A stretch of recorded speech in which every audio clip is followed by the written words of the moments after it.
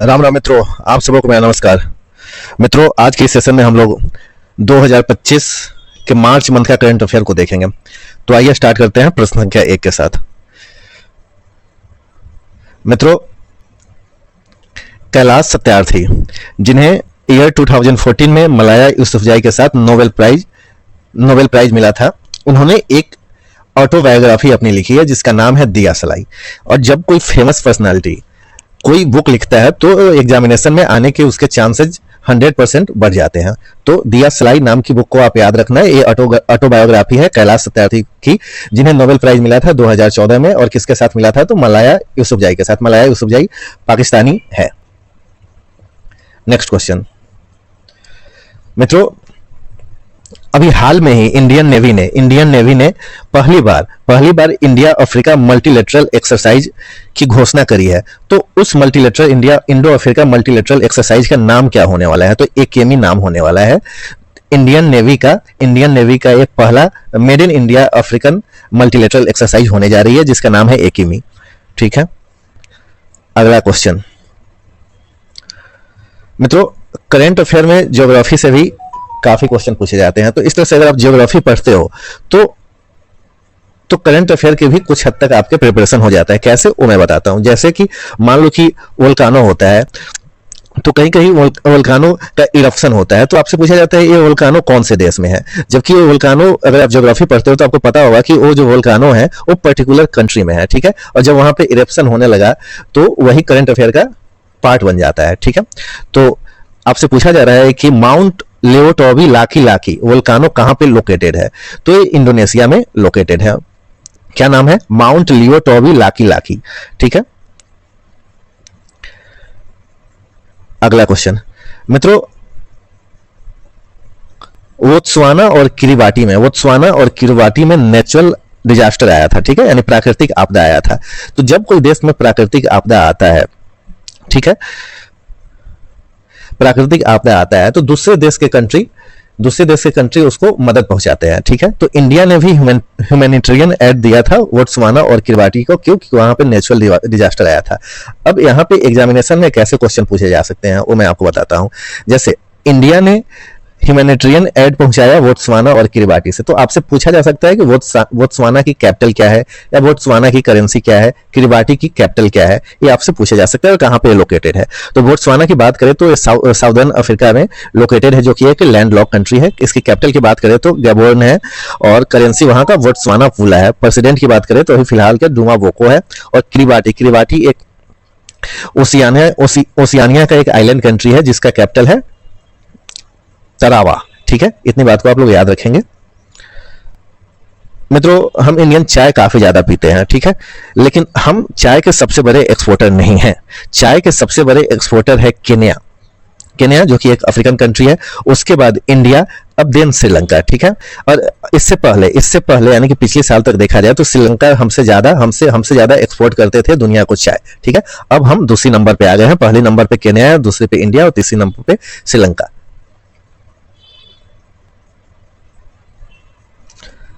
अगला question one liner है। Who is organizing the WAVES India a world eye view challenge? यानी कि WAVES India a world eye view challenge को organize कौन कर रहा है? तो इसको ऑर्गेनाइज कर रहा है ministry of information and broadcasting, और दूसरी जो एजेंसी का नाम है वो broadcast engineering consultant India limited. तो ये दोनों मिलकर WAVES India a world eye view challenge का ऑर्गेनाइज कर रहे हैं। ठीक है मित्रों, अभी कुछ साल पहले जो हमारे भारत की कुछ नदियां हैं, 4-5 नदियां हैं, जैसे कि इंडस रिवर सिस्टम हो गई, गंगा रिवर सिस्टम हो गई और ब्रह्मपुत्रा रिवर सिस्टम हो गई। तो 2021 से 2023 के बीच एक सर्वे किया गया जिसमें पता लगाया गया कि इन नदियों में डॉल्फिन की संख्या कितनी है। और पहली बार ऐसा कोई सर्वे हुआ था। तो इन रिवर सिस्टम में, जैसे गंगा, ब्रह्मपुत्र और इंडस रिवर सिस्टम में सर्वे किया गया 2021 से 2023 में। तो एग्जैक्ट फिगर आप याद रखना। तो इसमें डॉल्फिन की संख्या कितनी है? तो 6327 डॉल्फिन्स। ठीक है, अगला क्वेश्चन जीन बैंक से रिलेटेड है। जीन बैंक का क्वेश्चन इंपॉर्टेंट क्यों है? क्योंकि भारत का जो फर्स्ट जीन बैंक बना था वो 1996 में बना था। किसके द्वारा? ICAR NVGPR के द्वारा बना था। ठीक है, और ये कहां पे लोकेटेड है? न्यू दिल्ली में। अब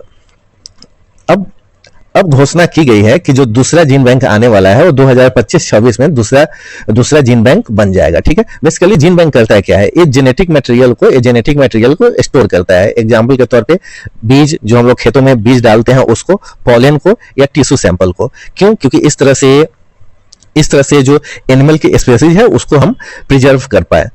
ठीक है, अगला क्वेश्चन यूसीसी से रिलेटेड है। मित्रों, यूसीसी का नाम आप लोग काफी सुने होंगे, यानी कि यूनिफॉर्म सिविल कोड। ठीक है, तो इसमें आपको क्वेश्चन दो तरीके से पूछे जा सकते हैं, कंफ्यूज नहीं होना है। यानी कि भारत का पहला स्टेट जिसने यूसीसी को लागू किया, तो अब कंफ्यूजन आपको कैसे हो सकता है, उत्तराखंड और गोवा। तो मैं कंफ्यूजन आपका दूर कर देता हूं।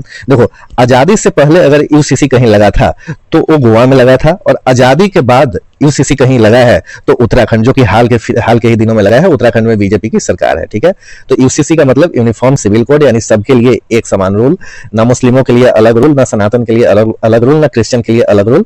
तो इसमें आप ध्यान रखना, आजादी से पहले किस राज्य में यूसीसी लागू हुआ था, तो गोवा, और आजादी के बाद किस राज्य में पहली दफा यूसीसी लगा, तो उत्तराखंड। और उत्तराखंड के बाद और गोवा के बाद किसी और राज्य में है भी नहीं। ठीक है, नेक्स्ट क्वेश्चन मित्रों इंडेक्स से रिलेटेड है। वर्ल्ड हैप्पीनेस रिपोर्ट जो कि हर साल जारी होती है, और इसमें इंडिया का रैंक क्या है, तो 118। और कितने देशों के लिए रैंकिंग जारी की गई है, तो 147। वैसे तो 200 से ज्यादा देश है वर्ल्ड में, लेकिन ये 147 देशों पे ये रिपोर्ट जारी की गई है, जिसमें भारत का स्थान है 118। और पहली रैंक की बात करें तो फिनलैंड है, और फिनलैंड पिछले 4-5 सालों से टॉप पोजीशन पे ही है। नेक्स्ट क्वेश्चन अगेन ज्योग्राफी से है, इसलिए मैं मित्रों आपको बताया कि ज्योग्राफी पढ़ना काफी इंपॉर्टेंट है। और वही ज्योग्राफी में से अगर कोई मुद्दा उठ के आता है, जैसे वो रिसेंट का न्यूज बन जाता है, तो वही आपका एक करंट अफेयर का पोर्शन बन जाता है। जैसे वेलेस लाइन से देखो, वेलेस लाइन क्या है, कोई आज की लाइन नहीं है, पहले की लाइन है, लेकिन अभी ये करंट अफेयर रिसेंटली सुनने को देखा गया, इसलिए करंट अफेयर में पूछा जा सकता है।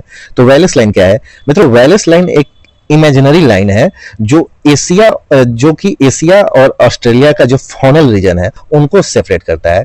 फ्लोरा और फौना क्या होता है मैं आपको आने वाले सेशन में बताऊंगा। ठीक है, ऐसे समझो कि फ्लोरा का मतलब होता है फ्लावर से, और फौना का मतलब होता है एनिमल से। तो वेलेस लाइन क्या होता है कि इमेजिनरी लाइन होता है जो कि एशिया और ऑस्ट्रेलिया के फॉनल रीजन को सेपरेट करता है। ओके, नेक्स्ट मित्रों,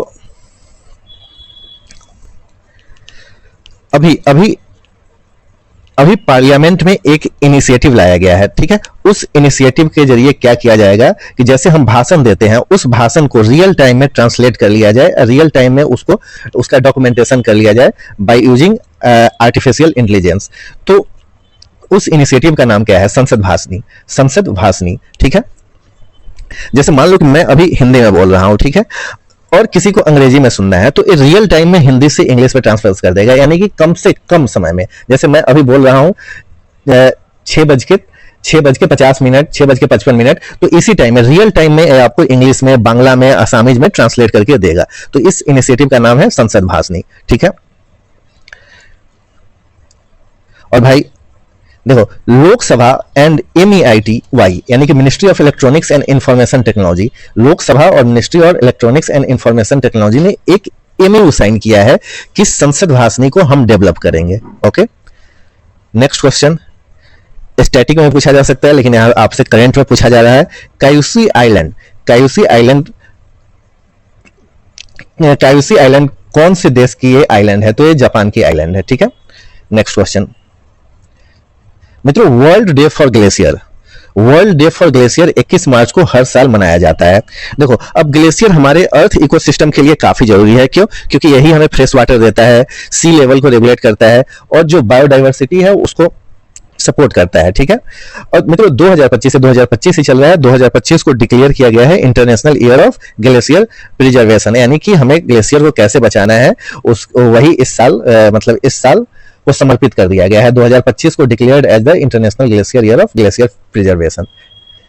नेक्स्ट क्वेश्चन इंपॉर्टेंट डे से रिलेटेड है, मतलब world wildlife day 3 March को मनाया जाता है एवरी ईयर, और इस साल का थीम था wild life conservation, finance, investing in people and planet. ठीक है, again important day and theme से तो इंटरनेशनल वुमेन्स डे 8 मार्च को मनाया जाता है, और अब की बार का थीम था for all women and girls equality, right and empowerment. आसान सा क्वेश्चन था। Next question world TV day 24 मार्च को मनाया जाता है और इस बार का थीम था yes we can end TB commit invest deliver. One liner question है, ऐसे याद रखना, ज्यादा डिटेल एक्सप्लेनेशन की जरूरत नहीं है। मित्रों नेक्स्ट क्वेश्चन इसरो से रिलेटेड है, ठीक है। तो पहले बात को समझ लो, इसरो क्या कर रहा है। इसरो ने अपना एम रखा है कि हम चांद पे 2024 तक और स्पेस स्टेशन पे 2035 तक इंडियन को पहुंचा देंगे, ठीक है। यानी कि अब इंडिया का अपना एक स्पेस स्टेशन होगा और चांद पे भी कोई भारतीय पहुंचेगा 2040 तक और स्पेस स्टेशन 2035 तक, ठीक है। मित्रों इसरो की बात करें तो इसरो का पूरा नाम होता है इंडियन स्पेस रिसर्च ऑर्गेनाइजेशन। कभी कभी वनडे एग्जामिनेशन में फुल फॉर्म में पूछ लेता है नासा इसरो का क्या, ठीक है। आपको अलग अलग देशों की स्पेस एजेंसी का नाम याद करना चाहिए, ठीक है। Next question. मित्रों अभी हाल के ही दिनों में यानी कि मार्च के आसपास के दिनों में WHO माने वर्ल्ड हेल्थ ऑर्गेनाइजेशन ने एक डिजीज को नेग्लेक्टेड ट्रॉपिकल डिजीज के अंदर डाला है, ठीक है। अभी हाल के ही दिनों में WHO ने एक ऐसे डिजीज को नेग्लेक्टेड ट्रॉपिकल डिजीज के श्रेणी में यानी कैटेगरी में डाला है। अब क्यों डाला है? क्योंकि इसकी मोर्टेलिटी रेट काफी ज्यादा है, ठीक है, और एक एक्सट्रीम प्रोबेबिलिटी से रिलेटेड है। तो इस बीमारी का आपको नाम बताना है जिसमें नेग्लेक्टेड ट्रॉपिकल डिजीज के लिस्ट में डाला गया है। तो उस बीमारी का नाम है नोमा, ठीक है। नेक्स्ट क्वेश्चन मित्रों ऑस्कर से रिलेटेड है। अगर ऑस्कर के बारे में आपको स्टैटिक बात की जानकारी लेनी है तो आप मेरे चैनल पे देख सकते हैं, ठीक है। मैंने ऑस्कर्स के बारे में स्टैटिक बातें बताया है और यहां तक इंडिया की तरफ से किनको ऑस्कर मिला है वो भी मैंने आपको बताया है। तो फिलहाल अभी बात करेंगे 97th ऑस्कर्स या अकेडमी अवार्ड की। मित्रों इस बार का जो इसका आयोजन हुआ था लॉस एंजलस, और लॉस एंजलस कहां पे है? कैलिफोर्निया में। तो बेस्ट फिल्म का अवार्ड मिला एनोरा को, और एनोरा को पांच अलग अलग कैटेगरी के लिए अवार्ड मिला है, ठीक है। बेस्ट एक्टर की बात करें तो एड्रियन ब्रॉडी, उन्होंने द ब्रूटलिस्ट मूवी में काम किया था, ठीक है, द ब्रूटलिस्ट मूवी में काम किया था। बेस्ट एक्ट्रेस की बात करें तो मिल्की मेडिसन, इन्होंने अनोरा में काम किया था। बेस्ट डायरेक्टर भी अनोरा के लिए मिला है, उनका नाम है सिम बेकर। और best international feature film I am still here, ये भी इंपॉर्टेंट है, बेस्ट इंटरनेशनल फीचर फिल्म जो कि मिला है आई एम स्टिल हियर को। नेक्स्ट क्वेश्चन मित्रों PMSYM के तहत अगर आप 60 साल के ऊपर के हो जाते हैं तो आपको 3,000 रुपए का मंथली पेंशन मिलेगा, ठीक है।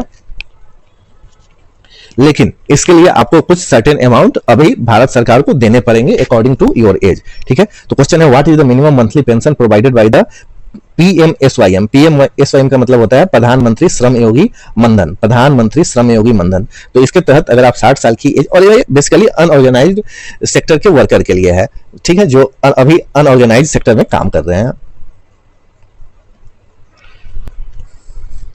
देखो अभी मिनिस्ट्री ऑफ पंचायती राज ने एक इनिशिएटिव को लॉन्च किया है, और ये इनिशिएटिव किसके लिए लॉन्च किया गया है? तो जो हमारी महिलाएं जो जीत के गई है यानी कि वुमेन इलेक्टिव रिप्रेजेंटेटिव के लिए मिनिस्ट्री ऑफ पंचायती राज में एक इनिशिएटिव को लॉन्च किया है। तो उस इनिशिएटिव का नाम सिर्फ आपने बताना है। तो उसका नाम है सशक्त पंचायत नेत्री अभियान, सशक्त पंचायत नेत्री अभियान, ठीक है। अगला क्वेश्चन मित्रों एशियन रेसलिंग चैंपियनशिप 2025 अभी हाल के ही दिनों में हुआ था। कहां पे हुआ था? तो अमान जॉर्डन में हुआ था। और यहां पे इंडिया ने टोटल 10 मेडल अपने नाम किया था, और इन 10 मेडल में गोल्ड मेडल की बात करें तो सिर्फ मनीषा वानवाला ने गोल्ड मेडल लिया था, और 62 केजी कैटेगरी में इन्होंने गोल्ड मेडल को जीता था। नेक्स्ट क्वेश्चन, शुरुआती में मैंने बताया कि अगर किसी देश में नेचुरल डिजास्टर आती है तो दूसरे देश वहां पे कुछ ह्यूमैनिटेरियन एड पहुंचाते हैं, ठीक है। तो म्यांमार में भूकंप आया था, तो वहां पे इंडिया ने ह्यूमैनिटेरियन एड भेजा था, और जब ये एड भेजता है तो कुछ न कुछ नाम के तहत भेजा था। तो इस ऑपरेशन का नाम था ऑपरेशन ब्रह्मा, ठीक है।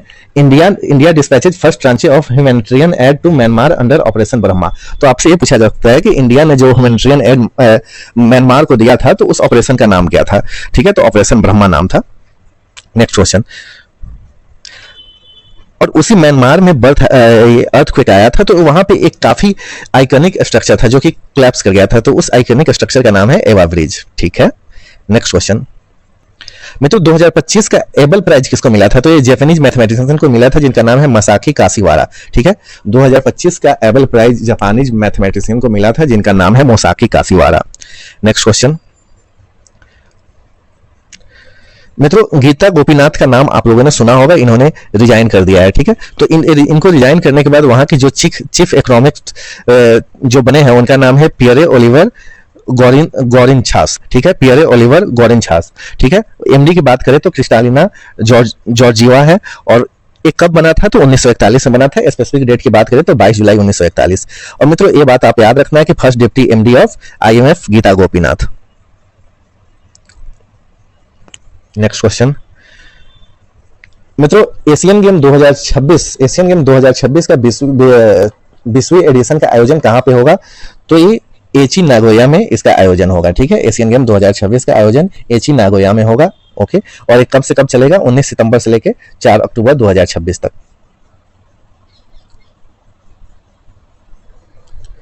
नेक्स्ट क्वेश्चन मित्रों, ग्रैंड स्लैम से भी आपको क्वेश्चन पूछे जा सकते हैं। हर साल 4 टोटल ग्रैंड स्लैम होते हैं जिसको आपको याद करने हैं, और मेजर तौर पे men's single, women's single, men's double, women's double, बस इतना ही आपने याद रखना है। ठीक है, तो 2025 का मेंस सिंगल्स किसने जीता? कार्लोस अल्काराज, और 2026 में यही विनर थे। ठीक है, वुमेन्स सिंगल्स का अवार्ड किसने जीता? कोको गॉफ ने जीता। ठीक है, और जो 21 सरफेस पे खेली जाती है तो क्ले सरफेस पे खेली जाती थी। और 2025 का कौन सा एडिशन था? तो 124वां एडिशन था, याद रखेंगे आप। Next question olive Ridley turtle से है। मित्रों ये ओलिव रिडले टर्टल आखिर क्या है? तो सुनते जाइए, ओलिव रिडले टर्टल जो है एक कार्निवोरस है। ठीक है, बेसिकली किस तरह के भोजन लोग करते हैं? तीन तरह के लोग होते हैं, कार्निवोरस, हर्बीवोरस, ओमनीवोरस। तो ये कार्निवोरस होते हैं। ठीक है, यानी कि मांसाहारी होते हैं, और इनका नाम ओलिव के ऊपर है क्योंकि इनकी जो पीठ होती है, जो कछुआ होते हैं, कछुआ के ऊपर जो पीठ होता है, पीठ ओलिव कलर का होता है, इसलिए इसे ओलिव रिडले बोला जाता है। ठीक है, और देखो ये ओलिव रिडले टर्टल आखिर इतना फेमस क्यों है? क्योंकि इनका एक तरीका है, क्योंकि ये मास नेस्टिंग करते हैं, एक साथ मास नेस्टिंग करते हैं। ठीक है, जिसे हम एरीवाडा बोलते हैं। तो इसमें क्या होता है? मास नेस्टिंग का मतलब समझो, हजारों की संख्या में फीमेल टर्टल आती है और एक जगह पे अंडा देती है। ठीक है, एक ही बीज पे अंडा देती है, और ये बीज इंडिया में कहां पे है? तो रूसी कुल करके नदी है। कौन सी? रूसी कुल, जो कि उड़ीसा में है। ठीक है, तो यहीं पे ये लोग आते हैं, वहां के बीच पे अंडा देते हैं, और ये काफी हजारों की संख्या में आते हैं और एक साथ अंडा देते हैं। देखो इनकी प्रेजेंस कहां पे है? इनकी प्रेजेंस है बेसिकली वार्म वाटर में पाए जाते हैं, और इनकी प्रेजेंस है Pacific, Atlantic and Indian ocean में। ठीक है, और इंडिया की बात करें तो गहिरमाथा मैरीन सेंचुरी है, जो कि रूसी कुल नदी के आसपास है।